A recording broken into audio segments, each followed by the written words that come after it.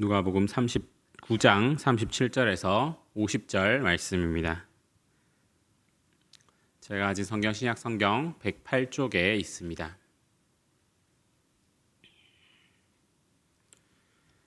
다 찾으신 줄 알고 제가 봉독하도록 하겠습니다.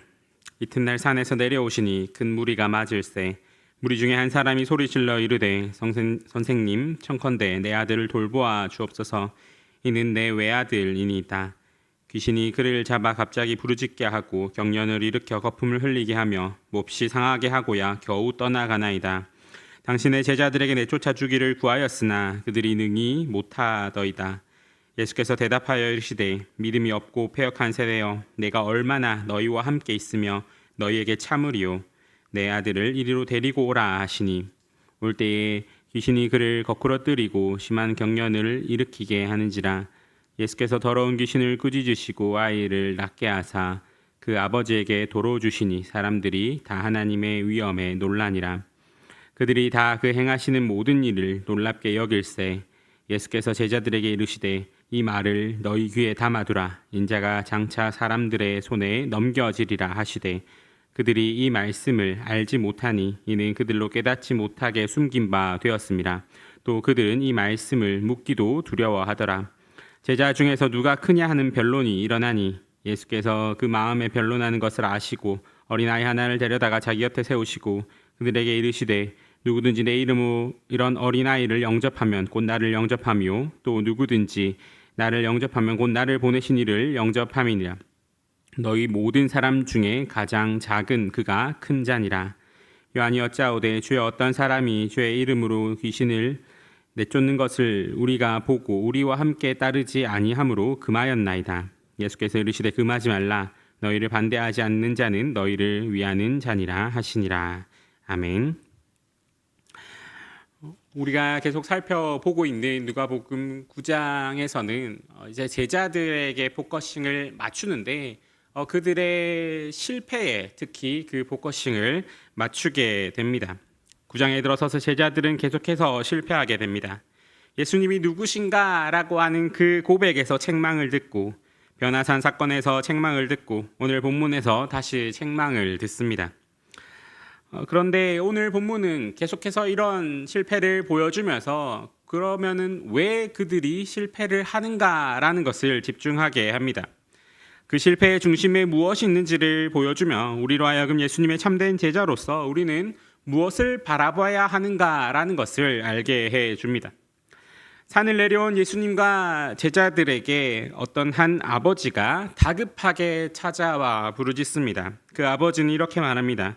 선생님 청컨대 내 아들을 돌보아 주옵소서. 이는 내 외아들이니이다.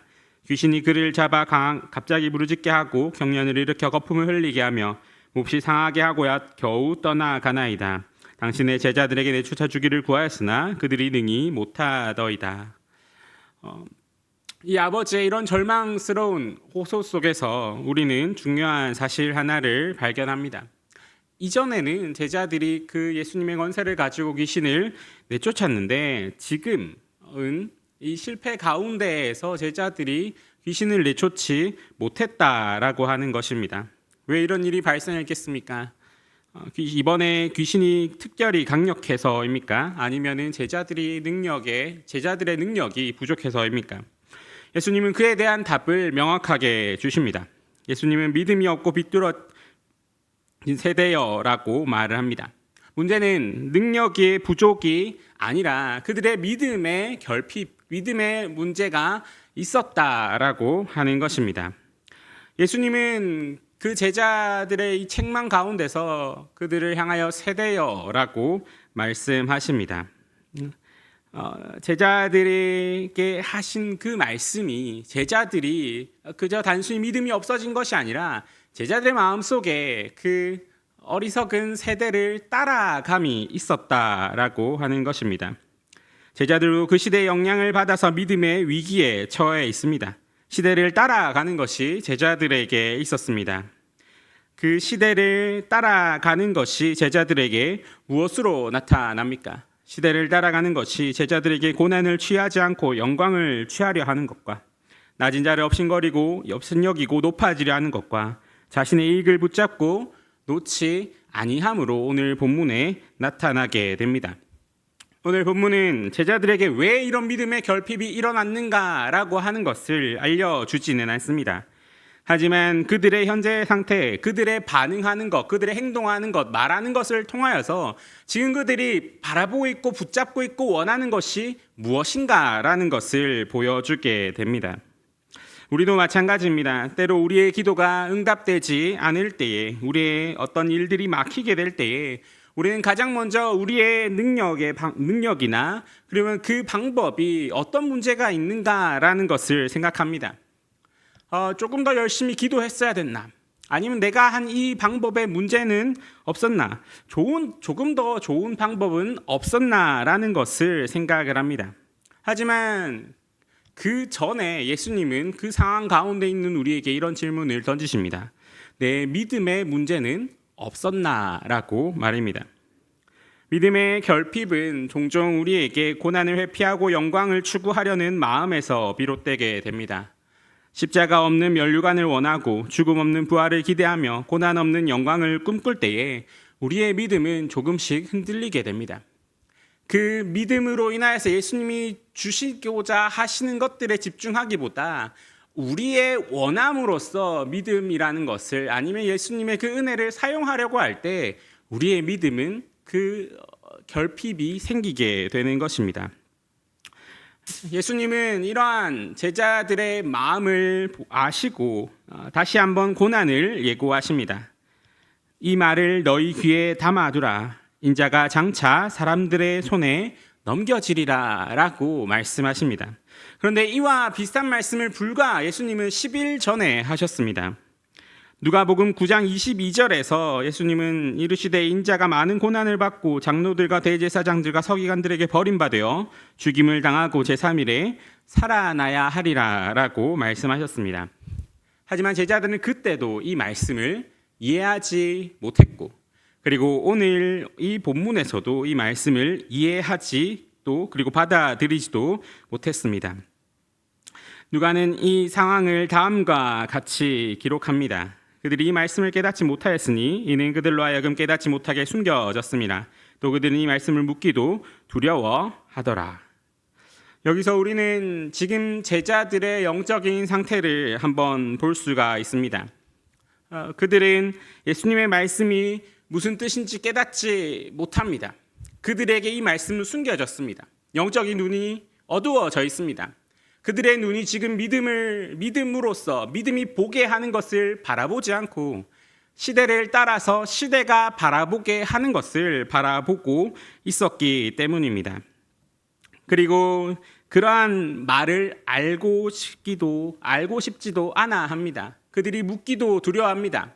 왜냐하면은 이 질문 끝에 주님 이것이 무슨 뜻입니까? 라고 하는 그 질문 끝에 있는 것은 나의 원함과는 다른 것이다 라는 것이 그들에게 감각되었기 때문일 것입니다. 이는 우리의 모습이기도 합니다. 우리는 때로 하나님의 뜻을 정확히 알고 싶어 하면서도 동시에 그 뜻이 나의 뜻과 나의 계획과 다를까 봐 두려워합니다. 그래서 우리가 기도하면서 나아갈 때 주님 이것을 알게 해주십시오. 이것 가운데 주님의 뜻을 알게 해주십시오라고 기도하면서도 동시에 우리의 속마음에서는 그래도 주님, 하나님 이것이 그래도 이 방법이 이 뜻이 그래도 조금 더 좋지 않습니까? 이 방법이 이 뜻이 그래도 맞지 않습니까? 내가 이 뜻까지 하고 내가 원하고 내가 하고 있는 이것이 그래도 맞지 않습니까? 라고 하는 생각이 동시에 들기도 합니다. 그들의 예수님이 고난을 통한 영광의 길을 제시하실 때에 제자들은 여전히 고난 없는 영광을 꿈꾸고 있었습니다. 그들의 귀는 예수님의 말을 듣고 있었지만은 그들의 마음은 그것을 거부하고 있었던 것입니다. 믿음의 위기는 바로 이런 데서 시작되게 됩니다. 고난을 통한 영광을 이해하지 못하는 제자들에게 나타나는 현상이 무엇입니까? 바로 뒤에 나타나는 바로 누가 큰지를 두고 다투는 장면입니다. 46절을 보면은 이렇게 말씀합니다. 제자 중에서 누가 클까 하는 변론이 일어나니. 아직도 제자들은 영광에 취해 있습니다. 예수님이 고난을 말씀하시고 이제 죽으신다라는 것을 말씀하시는데 그것을 받아들이지를 못합니다. 그렇기 때문에 이제 제자들이 하는 것이 무엇입니까? 이제 예수님의 사역이 무르익어 간다. 그리고 그 정점에서 가장 영광 받으실 자리에서 그러면 과연 누가 예수님의 곁에서 가장 큰 영광을 누릴까라고 하는 마음이 있는 것입니다.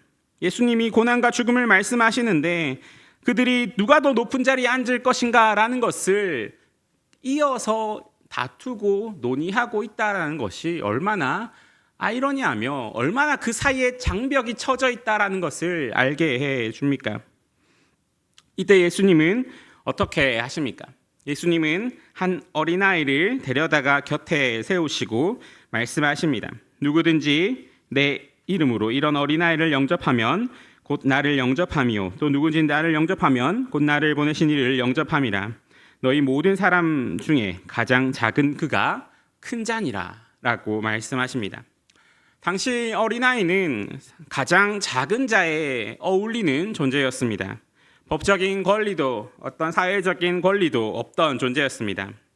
어른들의 관심과 보호 없이는 살아갈 수 없는 완전히 의존적인 존재였습니다. 이런 약한 자를 사회는 어떻게 바라봤겠습니까? 너 그렇게 약자니까, 그렇게 힘이 없으니까 우리가 잘 돌봐줘야지 했겠습니까? 그렇지 않습니다.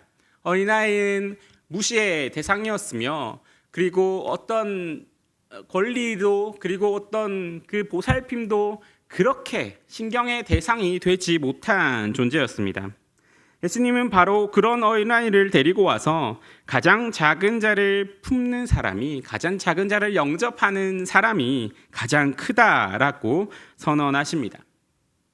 이것은 세상 지금 시대를 따라가는 제자들의 마음과는 전혀 다른 말입니다. 세상은 높아지라고 말합니다. 크게 되라고 말하며 남들보다 앞서가라라고 말합니다.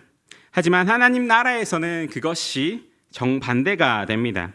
낮아지는 자가 높아지며 작아지는 자가 커지며 뒤에 서는 자가 앞서게 됩니다. 여기서 예수님은 어린아이를 데리고 와서 높아지려고 하는 제자들에게 이 아이를 영접하라라고 말씀하십니다. 사회에서 가장 작고 약한 존재를 섬기라. 그것이 너희가 바라는 길에 도달하는 하나님 나라의 방법이다. 지금 너희가 세상의 방법으로 세상에서 크고자 하는 것을 논하는 것이 아니라 하나님 나라에 어울리는 자로서 하나님 나라에 어울리는 방법으로 그것을 이루라라는 것을 제자들에게 알려주시는 것입니다. 우리는 어떻습니까? 우리도 때로 교회 안에서, 직장에서, 가정에서 누가 더 인정받을까, 누가 더 높은 자리에 앉을까를 생각하고 있지는 않습니까? 예수님은 그런 우리에게 가장 작은 자를 섬기라라고 말씀하십니다. 가장 작은 자를 섬기며 높아지려 하는 것이 아니라 기꺼이 주의 사랑을 가지고 낮은 자리로 가라라고 말씀하십니다. 그리고 그 낮은 자리에서 주의 높아지심을 우리의 삶으로 나타낼 때 하나님이 그를 높이 들어 올리신다라는 것을 알게 해 주십니다.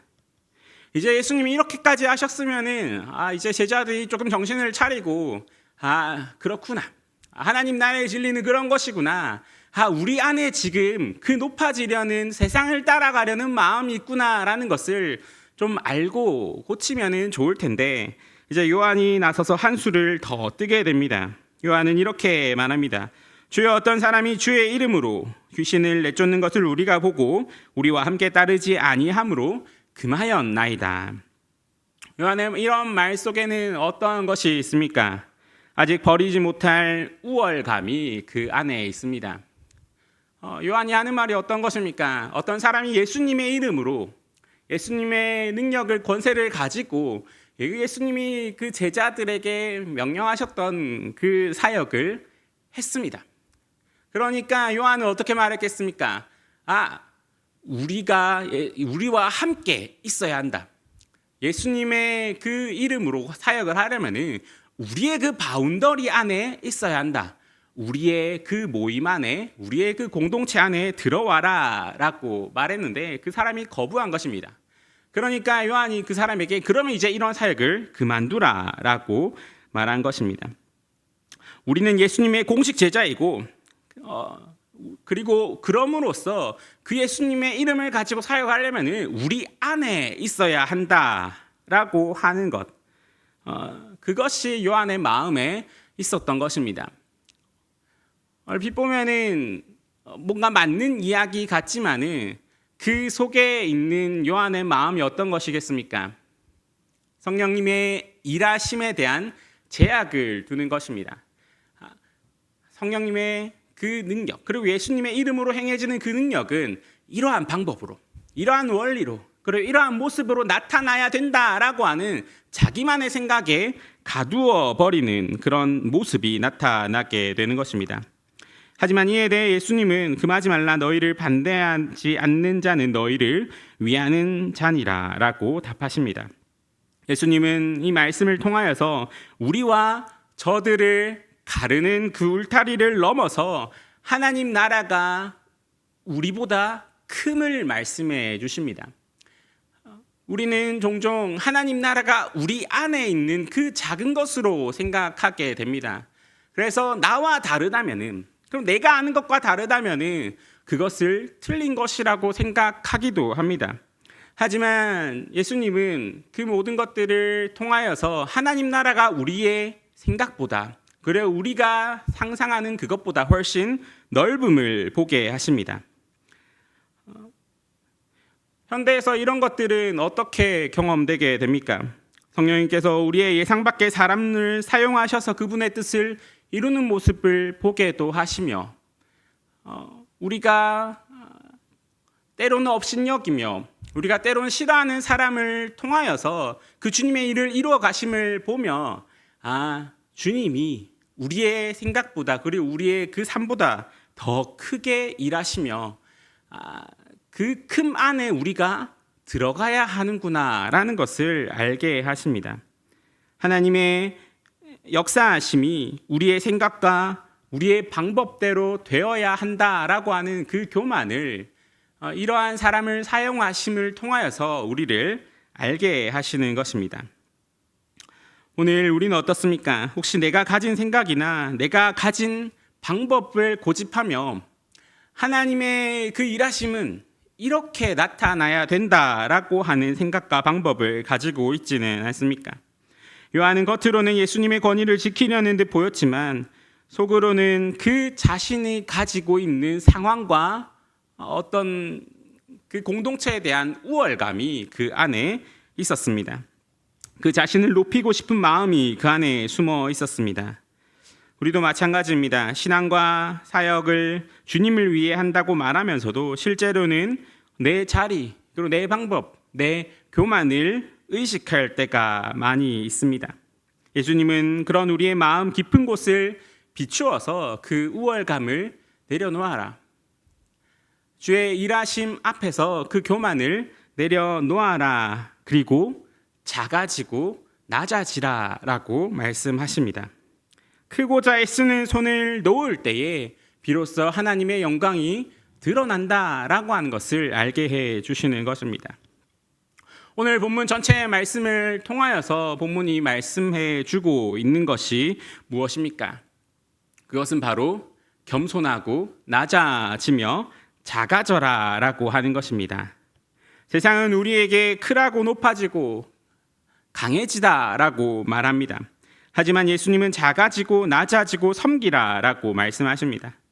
이는 단순히 소극적이 되어라라고 하는 것이 아닙니다. 진정한 위대함이 무엇인지를 깨닫고 하나님 나라의 가치관 안에, 주의 그 말씀 안에서 우리를 낮추라라고 하는 것입니다. 우리가 작아지고 낮아지고 섬길 때 반대로 커지고 높아지고 영광 받으시는 분이 누구신지를 인식하라라고 하는 것입니다.